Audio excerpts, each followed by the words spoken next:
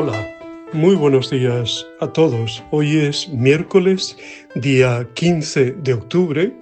Estamos en la semana 28 del tiempo ordinario y celebramos hoy la fiesta de Santa Teresa de Jesús, Virgen, doctora de la Iglesia, Nuestra Teresa de Ávila. En el siglo XVI, un siglo muy vital en la historia de España, Dios regaló a la comunidad cristiana una santa que tuvo mucha influencia con sus obras y sus escritos.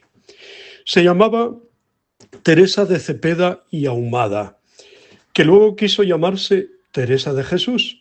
Nació en Ávila en el 1515. Desde pequeña tuvo sentimientos religiosos. Es famosa la escena que ella misma cuenta de cómo a los 7 años quería irse a tierra de moros para morir mártir.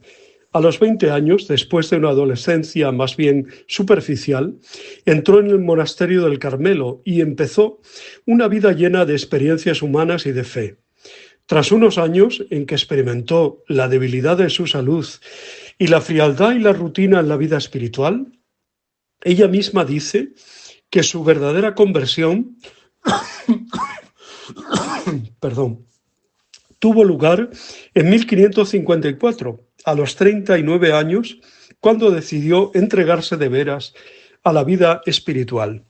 Lectora asidua de las cartas de San Jerónimo, influyeron poderosamente su vocación religiosa y a los 20 años, como hemos dicho, ingresó en el Carmelo de la Encarnación de Ávila. La joven Teresa estuvo un par de veces gravemente enferma.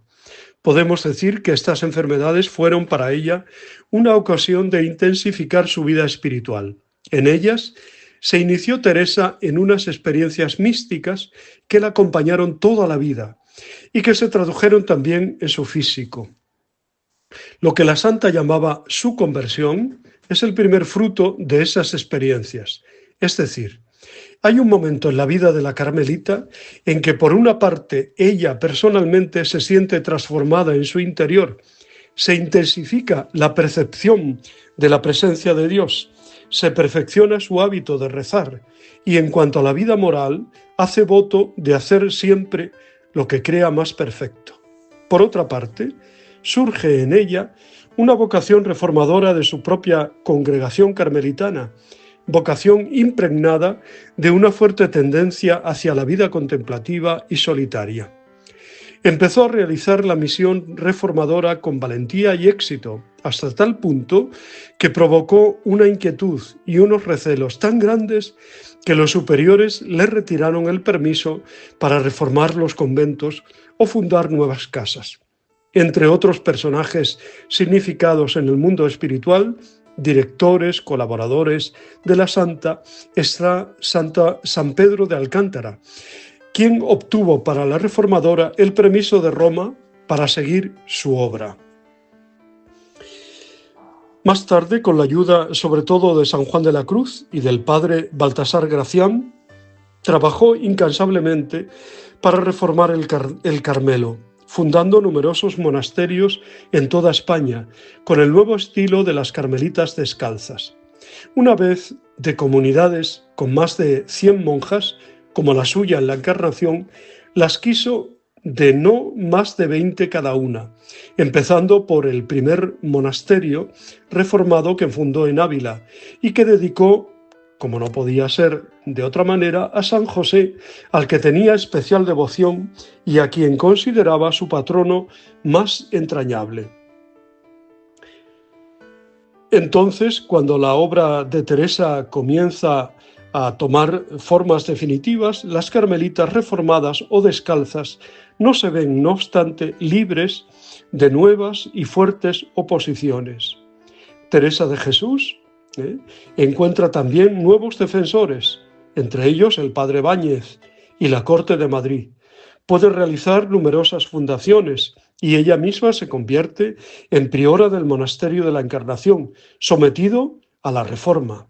Simultáneamente, el mejor colaborador de Teresa y consejero espiritual, San Juan de la Cruz, reforma la rama masculina de la orden, en la que no faltan tampoco las resistencias graves y graves desavenencias que acaban con la total separación de los carmelitas descalzos y calzados, tanto hombres como religiosas, ¿no?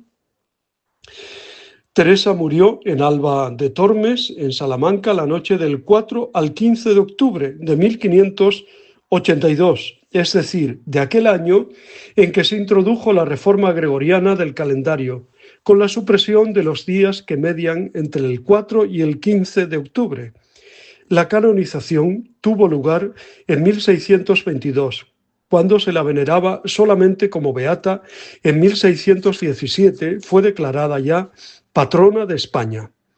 La santa nos ha dejado una serie de obras escritas con estilo sencillo, y con simpatía, con esa verbosidad femenina, que son documentos preciosos para conocer la historia de la Reforma carmelitana y sobre todo las experiencias espirituales de la autora. Camino de perfección, meditaciones sobre los cantares, libro de las fundaciones, las moradas, que es la obra principal. En Teresa contrasta la vida mística extraordinaria con su figura completamente humana. Era una mujer de absoluto sentido común y de carácter simpático, tenaz pero hábil para acomodarse a las circunstancias. El éxito de la reforma no sería comprensible de no admitir en Teresa un talento de organizadora, un prestigio y una autoridad personal. En su doctrina mística influyeron los padres, la lectura de los padres, además de San Jerónimo, leyó mucho a San Agustín y a San Gregorio Magno, y su sistema neoplatónico, muy marcado en nuestra escritora y en sus ascensiones espirituales, subir sobre sí, fomentadas por el pensamiento también de San Juan de la Cruz. El éxtasis entra como de una manera natural en su sistema. Los fenómenos corporales correspondientes se explican por el hecho de que el cuerpo no está todavía bastante acomodado a la acción del espíritu. Teresa de Ávila fue la primera mujer que obtuvo el título de doctora de la Iglesia. Fue el Papa San Pablo VI quien en el año 1970 le otorgó este honor, ¿no? Y el Evangelio del día de hoy es Mateo 11, 25 al 30. Hemos hecho primero la vida y ahora el Evangelio, cuando normalmente lo hacemos al revés. Bueno, es un Evangelio propio, puesto que es la santa de las santas españolas y también doctora y además patrona de España, junto con la Inmaculada Concepción de la Virgen María. Como digo, el Evangelio es Mateo 11, 25 al 30. Jesús da gracias al Padre porque esconde estas cosas a los sabios y entendidos y las revela a la gente sencilla. La verdadera sabiduría no está en los orgullosos, llenos de sí mismos, sino en los que con sencillez de corazón se abren a Dios. Como Santa Teresa, que verdaderamente fue una mujer fuerte porque estaba llena de los dones de Dios y no confiada en sus propios talentos. Teresa es una maestra admirable de vida espiritual para sus hijas y para cuantos leen sus obras. Las moradas, el libro de la vida, Camino de perfección, libro de fundaciones. Teresa de Ávila es doctora porque primero vivió ella misma un proceso de maduración en la fe. Luego tuvo también momentos de tibieza y dejadez en su vida religiosa, pero cuando se decidió a profundizar en la fe y dejarse llevar por el amor de Dios, hizo voto de tender a la santidad siempre y de buscar en todas las ocasiones lo que fuera más perfecto, lo más cercano a la voluntad de Dios, por costoso que fuera.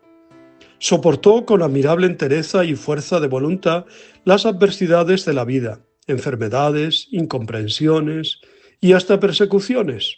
Fue denunciada a la Inquisición.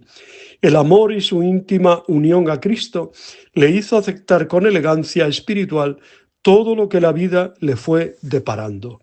Que muero porque no muero, siempre apoyada en la fuerza de Dios. Quien a Dios tiene, nada le falta, solo Dios basta.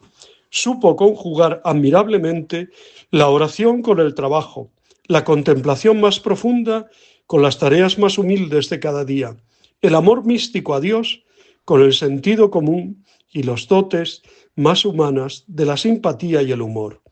La obra de la reforma del Carmelo que emprendió y llevó a cabo, a pesar de la oposición y los malentendidos con que tropezó, es un admirable ejemplo de lucidez, de realismo y de tenacidad. Lecciones siempre actuales para nosotros: fe, amor, unión con Dios, trabajo, realismo, coherencia. Haremos bien en pedir a Dios en la oración de hoy: has suscitado a Santa Teresa de Jesús para mostrar a tu Iglesia el camino de la perfección. Enciende en nosotros el deseo de la verdadera santidad. Bueno, pues yo os abrazo, os bendigo, en el nombre del Padre, del Hijo y del Espíritu Santo. Por supuesto, muchísimas felicidades a todas las que llevan hoy el nombre de Teresa, y celebran su santo. También a las carmelitas y a los carmelitas también, a las que llevan también esa abreviatura que es Maite, María Teresa. Bueno, pues felicidades a todos y a todas. Realmente es para felicitarnos con esta gran santa, enorme santa. Y os digo, os quiero.